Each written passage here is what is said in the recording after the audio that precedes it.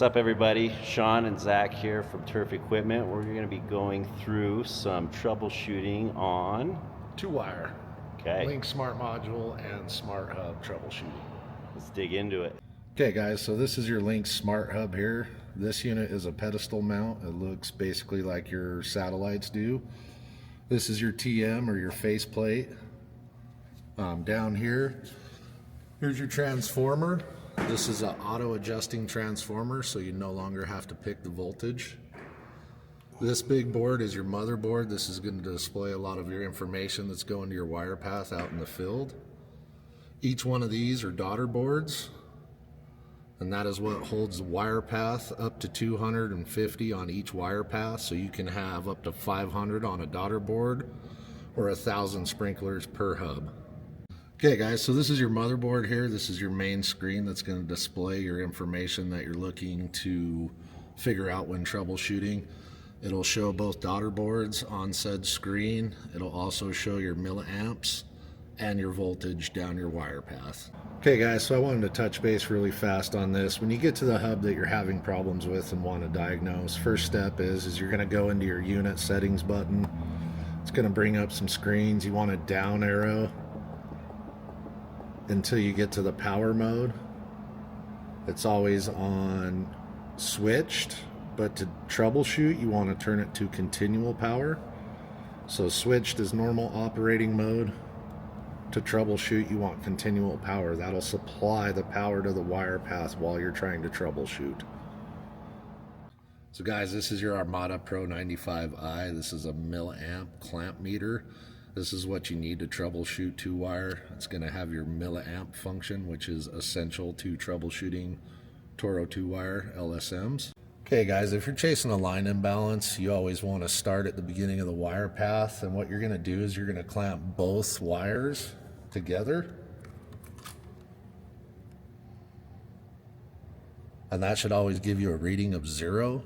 If you're seeing anything other than zeros, you know you have an imbalance on the line, so this is a good place to start, especially on a line imbalance fault. Okay, so again, if you're chasing a line imbalance, what you want to do is start at the wire path.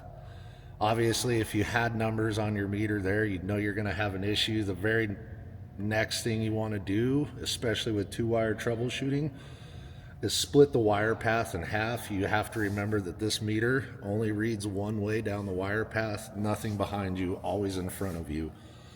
So let's say if you had a line imbalance, I'm going to go and cut the course in half essentially, and I'm going to test again here. And we want to make sure we're getting all zeros.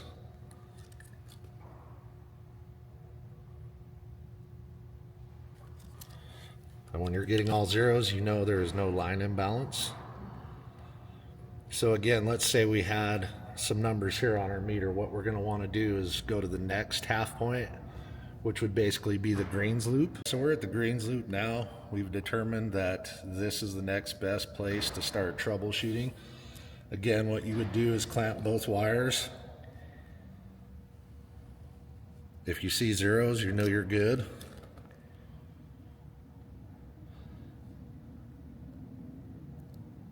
But let's just say we're getting some numbers on one of these lines. The next thing we're going to do, since this is the greens loop, is we're going to split these 5 modules in half. Now, one thing you always need to remember is on an LSM module, we're supposed to be pulling 0.14 milliamps. So you kind of need a calculator and do some math just to make sure you can do the totals when you start going down lateral lines. You need to have an idea of how many decoders on the line, and that'll get you your milliamps. Okay, so that's chasing a line imbalance, and you don't always necessarily have to check the line imbalance, but I would say that is a good way to narrow down your wire path and where the problem actually is. So let's just say we had some readings on these wires. What we want to do now is clamp them individually.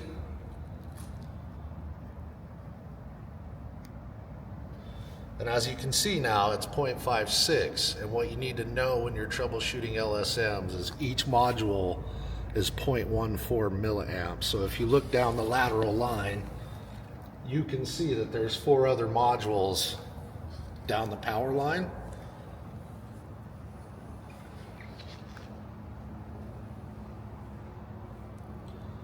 And then I just tell guys to have a calculator handy. And what we're gonna do, since we have 4 modules here we're trying to troubleshoot, we're gonna do 0.14 times 4 modules equals 0.56 milliamps. And if you can see on the meter there, we're right on 0.55956. So we know we are good. All these modules, they're gonna be working, they're gonna be communicating, and you could basically move on from this point and know that these 4 modules are good. Okay guys, we're gonna go back to troubleshooting milliamps. We're down here at the greens loop again. Now what we're gonna do is we're gonna test the outgoing power to the greens loop line. We're gonna make sure the milliamps add up to proper amperage for the 5 modules that are in the line. So again, you're gonna come down to your line here. We're gonna do individual clamping. Put it on your milliamp setting. Go ahead and clamp that first red wire. And now you want to take out your calculator, and we know we have 5 modules here, so you want to do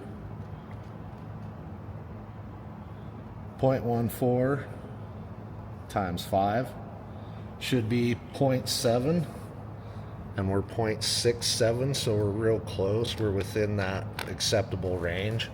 Another way to verify that is just go ahead and change over to the black wire and make sure your numbers are relatively close. We're at 6.7 here again, so I'm confident this greens loop is working properly. Now we're gonna cut the line down to a lateral line, and we're gonna look at just two modules separate. Okay guys, so this is your typical fairway rough heads. This is what your lateral line is gonna look like out in the field. So what we're gonna do now is we're gonna go to this middle lateral line, and we're gonna clamp each individual wire to make sure our amperage is good for 2 LSM modules. So again, we're gonna come down, turn it on the milliamps, each wire individually. And since we know 0.14 is 1 LSM module, we should be around 0.28, which we're at 0.264. So we know these 2 modules are working properly as well. Again, you want to just verify on the black line. Make sure those numbers are close, which they are, and this is why we do our line imbalance check first. Next thing I'd like to do is show you guys the whole entire wire path, and we can do the math on all 15 modules down the whole entire wire path. Okay guys, so we're still going to continue to troubleshoot the milliamps here. As you can see kind of on our mini course layout here, we have a total of 15 modules or 15 sprinklers. We have a couple down the tee box, some in the rough, fairway, and green, as you can tell. So what we're going to do is we're going to go to the beginning of the wire path, and we're going to check milliamps for all 15 modules. So again, turn it on your milliamp setting, clamp your first lead. Always takes a second to zero out the reading as well. And as you can see, we're 0.1859, which if you do the math on 0.14 times 15, we should be in the ballpark of 2.1. We've got a little less of a reading now because of the coil of wire I've left hooked up to our fake core, so that's why the setting's a little off. Again, another good way to verify that, clamp onto the other lead, make sure you're getting about the same readings. So now we know by doing the math that all 15 of these modules are actually working with proper milliamps, and everything should irrigate as designed to.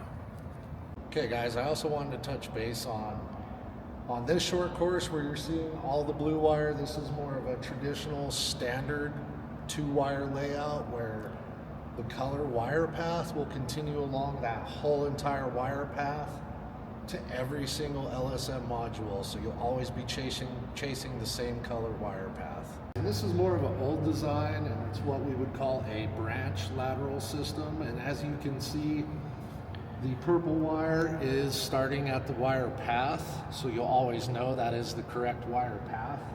But as you get down the mainline wire, what they start to do is branch wires. And on this type of system, you'll always know that the green is the main line run.